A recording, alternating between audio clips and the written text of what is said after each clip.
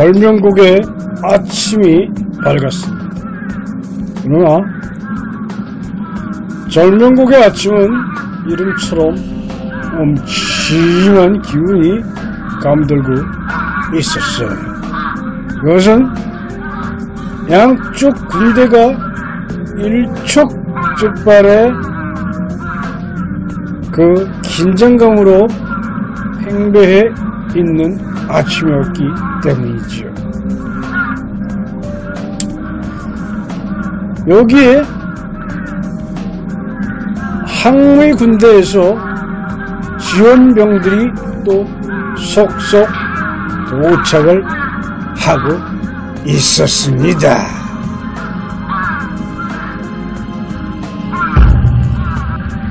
굴담국 왕자 자운이 왔습니다. 굴담국은 동해안에 자리 잡은 50여 개의 국가 중에 무력을 그래도 갖추고 있다는 그런 국가였어요. 그래서 특별히 항무가 이번 전쟁에 굴담국을 끌어들였습니다. 그 조건으로 승리할 시에 괭나라의 땅을 성 5개를 떼어주기로 약속을 했습니다. 또한 이 상지국에서 또 객가가 전쟁에 참여를 했어요. 상지국은 저쪽 서방 쪽하고 좀 지금으로 보면 이제 회교 국가하고 조금 가까운 쪽에 있는 나라였어요. 근데 이 상지국도 이 피병국에 잘 보일 일이 있어서 또 참가를 하게 되었죠. 그 다음에 이제 그 외인부대 중에 그 손책이 참가를 했어요. 이 손책은 이 해양 세력 중에 하나였어요. 그래서 이 배를 통해서 상륙을 합니다. 그래서 이 손책이 이끌고 온 부대가 15,000을 조금 넘는 그런 인원이 참가를 하게 됩니다. 그 다음에 이제 그 참석한 게 죄수부대 악천이 왔어요. 이 악천은 이름처럼 좀 돈 되는 일은 그냥 여기저기 쫓아다니면서 돈벌이를 하는 그런 부대였어요. 그래서 악천에게는 후원 금덩이를 주기로 하고서 악천을 데리고 왔죠. 악천의 전투력은 아주 검증이 된 부대였기 때문에 두말 없이 참가를 시킵니다. 그 다음에 저쪽 이 궁수부대의 삼형제가 있어요. 궁수부대. 이 궁수부대의 삼형제가 있는데 첫째가 이제 양조가 이제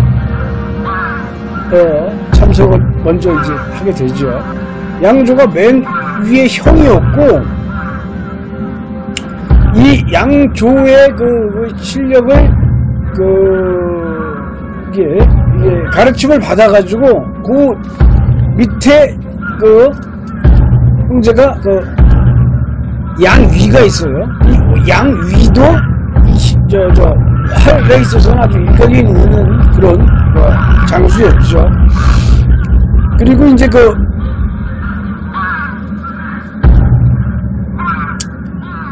양위 밑으로 이제 막내가 있는데 이 막내가 특기가 이제 뭐가 있냐면 이 다른 사람들은 화살을 한 번에 하나씩 날리는데 이 막내 동생인 이게 양타죠. 얘가 이 양타는 세 발을 한 발에 이렇게 연달아 발사를 할 수 있는 기술을 갖고 있는 군수였어요. 그러니까 양타한테 걸리면은 거의 사망이에요. 그러니까 화살 세 방을 연달아 날리니까 한 발은 어떻게 피할 수가 있는데 두 발, 세 발을 피할 수는 없으니까 양타가 인기가 제일 좋았어요. 그래서 특히나 황무가 이야기할 때 양조 당신은 못와도 양타는 좀 보내줘라 이런 이야기를 합니다. 그러니까 양조가 무슨 소리냐고, 우리 삼형제는 그냥 어디든 같이 가니까 걱정하지 말라고. 그래서 삼형제가 같이 이렇게 나란히 이번 전쟁에 참여를 하게 됩니다. 그래서 아주 이제 혁혁한 공을 세우게 되죠. 그래서 이제 참가하는 사람들을 간략하게 소개를 하는 겁니다. 예. 그래서 이제 경계를 처음 책임지게 책임을 맡은 장수는 누구였냐면 가화였어요. 이 가화가 나이도 젊고 빠릿빠릿하기 때문에 항문은 가화를 굉장히 아꼈어요. 그래가지고 이번 전쟁에서 가화에게 한 놈도 살아나가지 못하게 철저히 경계를 해라 하는 명령을 내렸어요. 그래가지고 가화는 이 항무의 명령을 듣고 평소 차고 다니던 이 말에 이제 소리병처럼 차고 다니면서 이제 술을 넣어갖고 이제 가화가 다녔는데 술병을 이제 칼을 빼가지고 이제 항무가 보는 앞에서 이제 반을 갈라버립니다.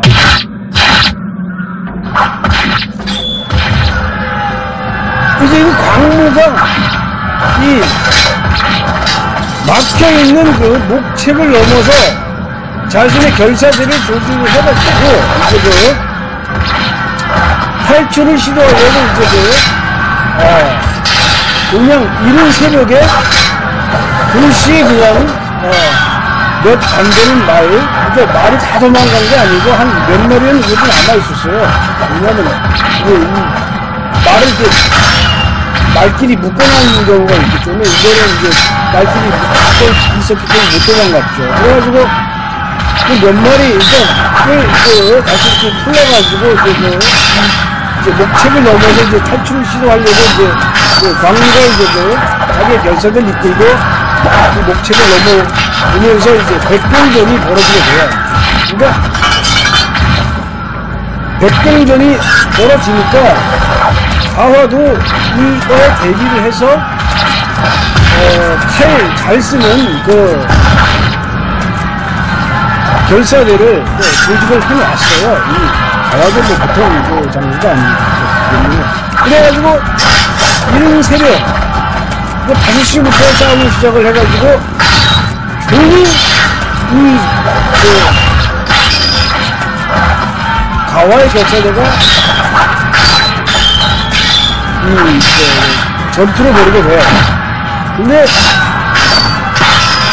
왜냐면 이 밑에서 이렇게 치고 올라가는 거하고 위에서 이렇게 내리치는 거하고는 이게 힘의 차이가 많이 나기 때문에 아무래도 밑에서 이렇게 치고 올라가는 게 힘이 듭니다.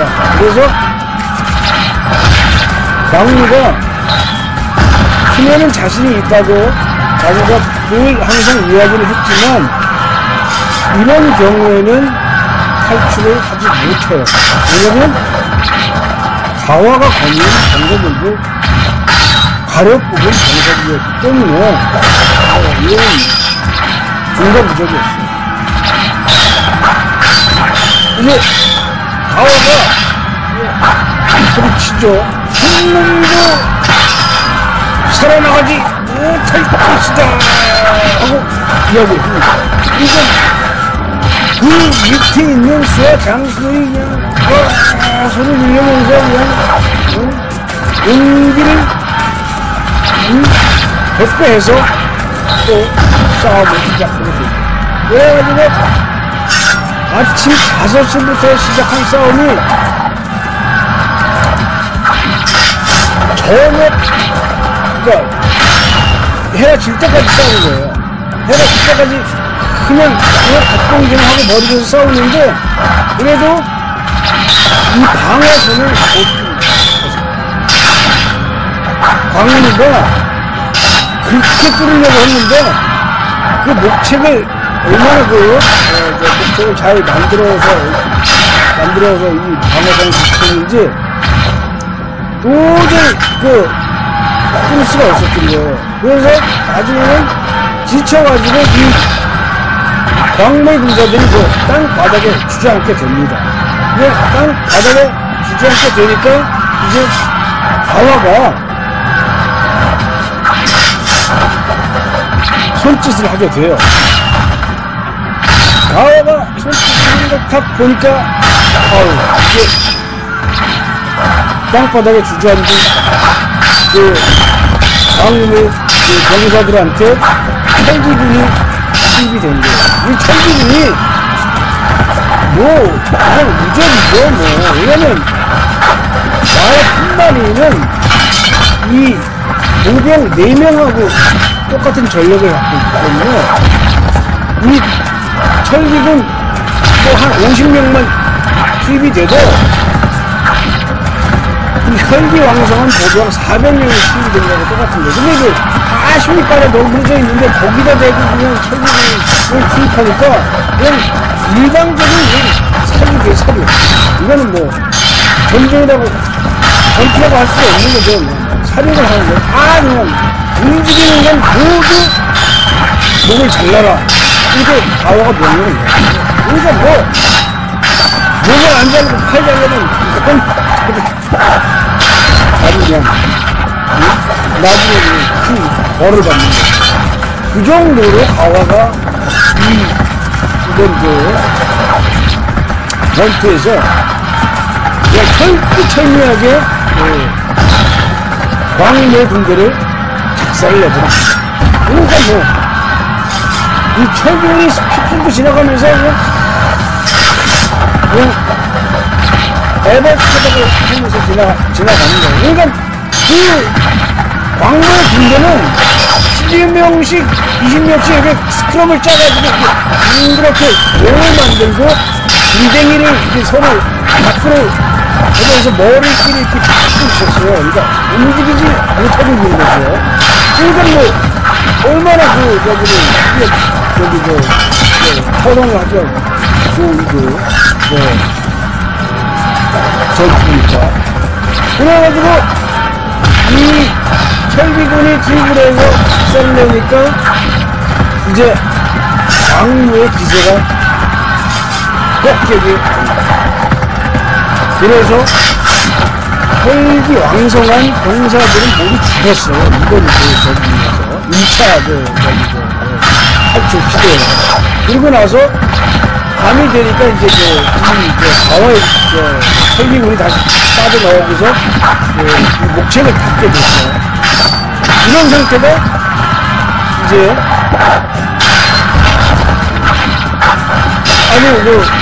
여기에서 2주가 된 채 전쟁이 진행이 되고 있었어요. 그러니까 이 전쟁은 평무에 의해서 기획된 전쟁이라고 볼 수 있는 거예요. 그러니까 평무가 얼마나 명확한 장수인지를 여러분 이 전쟁에서 다시 한번 느끼게 될 것입니다.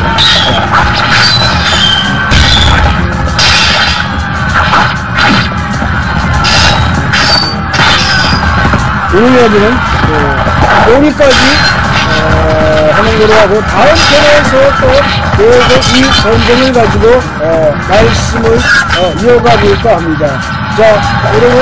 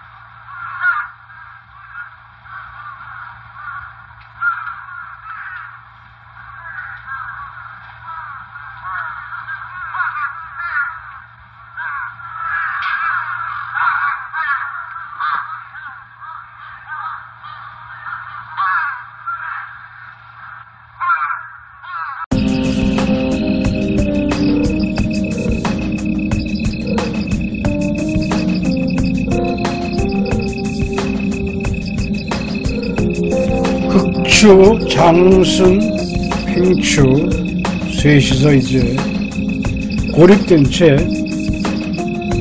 전략회의를 합니다. 그래, 이 난국을 타개할 방법이 있는 게냐? 대화 지금 딱히 대안이 떠오르질 않습니다.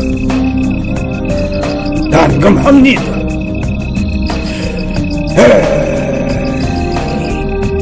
광마부는 연락이 안 되는 게냐? 응?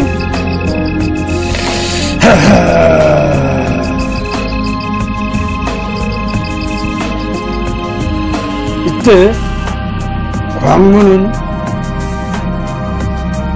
고립이 돼 있었어요. 왜냐면 흑추는 저 뒤쪽에 위치한 수경지에 있었고 광무는 선두 무대이기 때문에 앞에 있었기 때문에 두 사람 간의 거리는 거의 뭐 한 40리 정도 떨어져 있었던 거예요. 그러니까 뭐 서로 연락할 방법이 없었던 거죠. 그래서 광무는 이제 50평생 살아오면서 처음으로 두려움을 느꼈어요. 야, 전쟁이 이런 방법으로 끌려가는구나. 그래서 광무는 다음날 또 자신의 선부들을 이끌고 춤추는 이제 가면 이날은 광무가 말을 타지 않고 걸어서 이 목책을 돌파를 하려고 이렇게 결사대를 뽑는 거예요. 결사대. 광무가 데리고 있는 군사 중에 가장 힘 좋고 경맹한 용사들로 1000명을 뽑은 거예요. 그래가지고 걸어서 살금살금 말도 안 타고, 자, 스타일 빠지는 거죠. 이제 걸어서, 이제 대장군 걸어서 그 목택을 벗어나려고 공경을 감행하는데 이제 맨 선두에 서서 걸어 나갔어요. 광무를 따르는 이 병사들도 이번이 마지막 공격이다. 더 이상 버틸 힘이 없다 하면서 비장한 각오를 가지고 이제 광무를 따라서 전쟁에 나갔어요. 그게 한참을 전쟁에 나가는데 이제 광무의 부대가 움직이는 걸 싹 감지한 양조의 부대가 드디어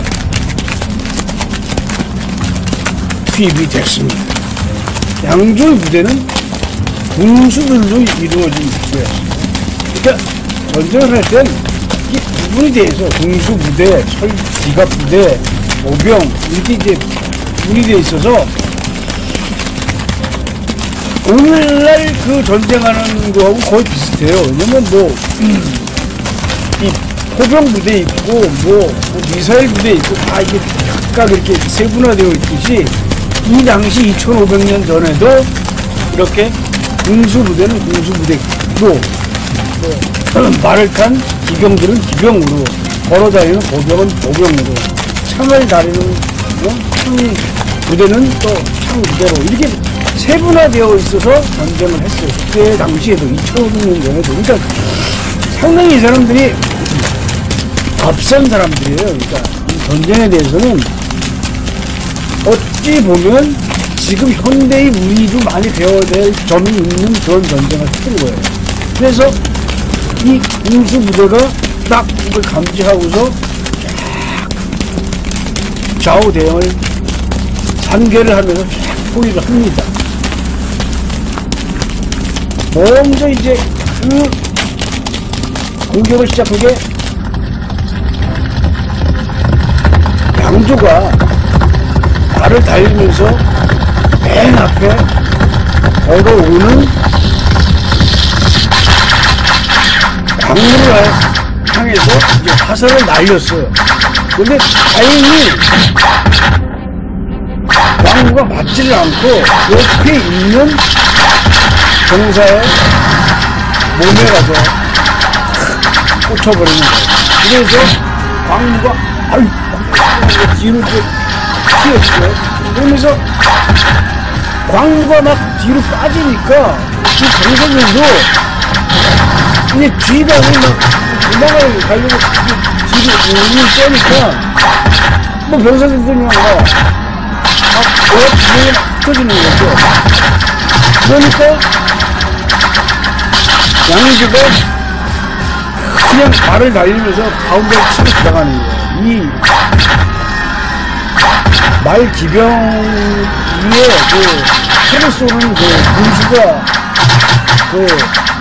앉아서 전투를 하면 그 앞에 있는 보병은 죽었다고 목청을 해야 되는 거예요.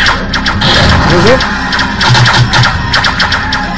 기병들이 말을 달려서 광문의 그 결사대죠. 이 결사대를 정면으로 달려드니까 광무가 소리치면서 터져라 하면서 도망가 이제 가기 시작을 합니다. 그러면서 그 뒤에 있던 보병들 사이로 이제 광무가 숨어요. 몸을 숨겨서 도망을 갑니다. 그러니까 이 보병 중에 광무의 아장 하나가 이 광무를 이제 보호하면서 나서게 돼요.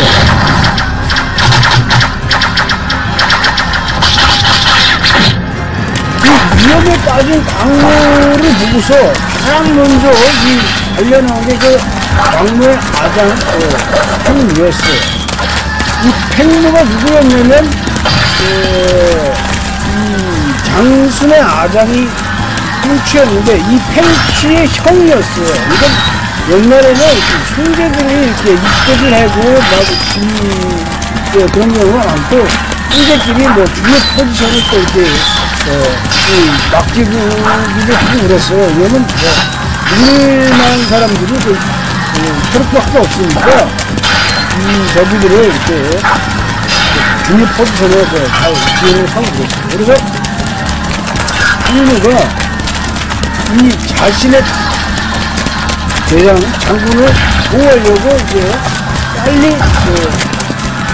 광무한테 장군님 빨리 안쪽으로 피하십시오. 저희가 나와서 싸우겠습니다 하고 그냥 뛰어나가는 거예요. 광무가 알았다. 그래서 이 폐가가 안에 폐가들이 많이 있었어요. 그러니까 그 폐가 안으로 이제 황급히 피하게 되는 것이었어요. 그래서 이 팽무가 이제 자신의 다른 장교들을 데리고 한 나와서 사람들도 저항을 많이 이렇게 했는데 그때 명사수가 있었다고 했죠. 이 양조의 동생 이 양이하고 양타가 둘이 있었는데 이번에는 먼저 양이가 이제 먼저 말을 타고 달려나왔어요.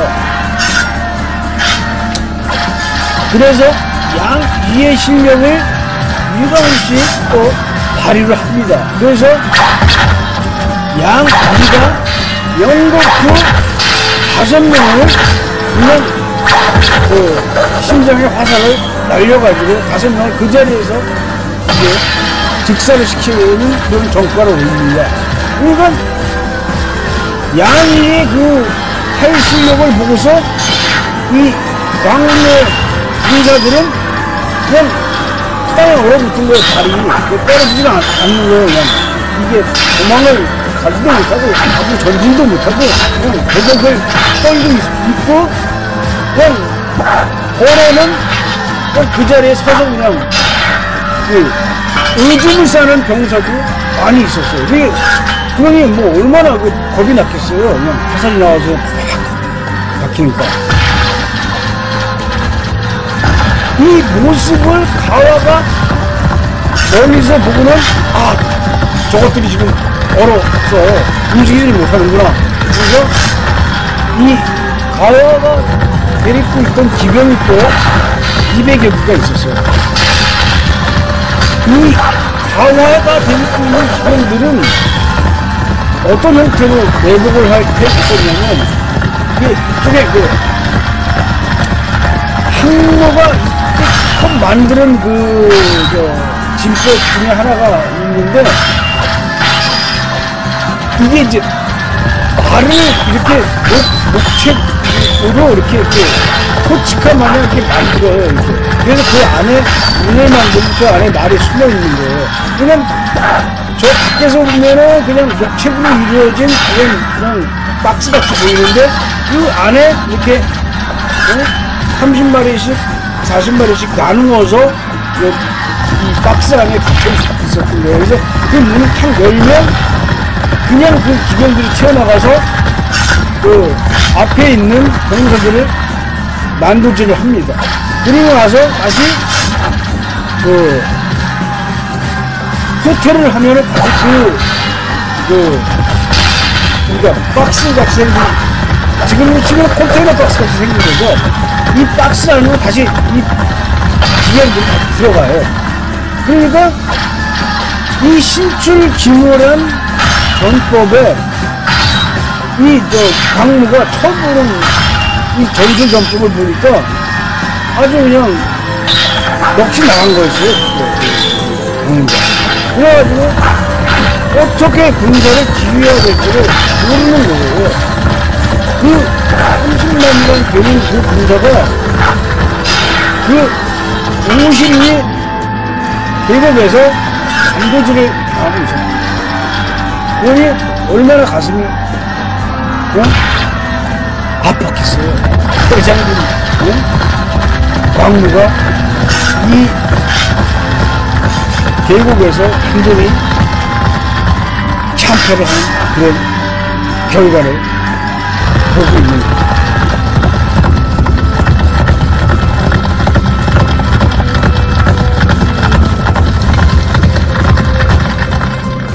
그래가지고 이제 회가옥으로 잠시 피신을 할 광무가 이제 그 가와이 기병들이 다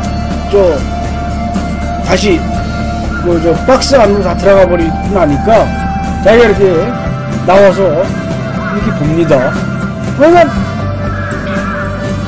이 항모의 병사들은 보이지가 않는 거예요. 목책에 쫙 가려져 있어가지고 적은 보이지 않는데, 이 목책을 돌파하려고 나타나기만 하면 여지없이 화살이 날아오고 기병이 나타나서 사력을 하는 바람에 도저히 이 덫에 갇힌 항로의 목책을 돌파를 못하겠다고 하는 그런 한탄이 아주 섞여 나오는 거 있었어요. 그러니까 이걸 어떻게 돌파를 해야 되는지 방법이 생각이 안 나는 거였어요. 그래서 일단은 그래도 반대보다는 폐가옥이라도 이 안에 들어가서 은별을 하면서 폐가옥 안으로 칼 들고 와서 밤에 죽이지는 않을 테니까 일단 폐가옥으로 다 이제 분산 배치해서 들어가 있었어요.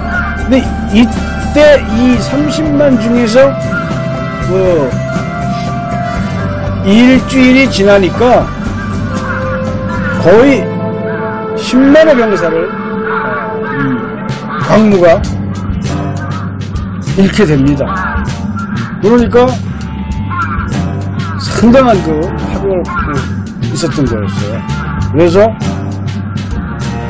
일단 보급도 안 되고, 응? 잃어버린 병장기 보충도 안 되고, 그러면서 배고픔도 몰려오고, 여러 가지가 이제 한꺼번에 이제 난관에 봉착을 하게 되는 그런 상황이 전개가 되는 것이었어요. 그래서 광무는 이런 낭패가 다 있나 하면서 아주 낙담을 하는 그런 밤이었지요. 그래서 아장 팽무가 와서 장군님 좀 쉬십시오 하고 이야기합니다. 알았다 하고 대답을 합니다. 자, 오늘 이야기 여기까지 해보겠습니다. 여러분 감사합니다.